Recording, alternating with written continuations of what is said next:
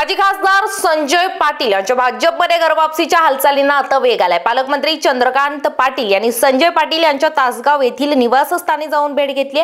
राजकीय गोटात चर्चा आहे की संजय पाटील यांची भाजपमध्ये आता घरवापसी होणार आहे। संजय पाटील यांनी महायुतीतर्फे राष्ट्रवादीच्या चिन्हावर निवडणूक लढवली होती, परंतु पराभव झाल्यानंतर आता घरवापसीच्या ते तयारीमध्ये आहेत। माजी खासदार संजय पाटील यांच्या भाजपमध्ये घरवापसीच्या हालचालींना आता वेग आलाय। आज पालकमंत्री चंद्रकांत पाटील यांनी तासगावच्या चिंचणी येथील संजय पाटील यांच्या निवासस्थानी जाऊन भेट दिली। राजकीय वर्तुळात यावर चर्चा सुरू आहे की संजय पाटील लवकरच भाजपमध्ये परतणार। संजय पाटील यांचा राजकीय प्रवास विविध वळणांवरून गेलेला आहे। राष्ट्रवादीत प्रवेश केल्यानंतर ते भाजपच्या संपर्कातही होते। आता घरवापसीसाठी चर्चा सुरू असताना यावर अंतिम निर्णय लवकर घेतला जाईल।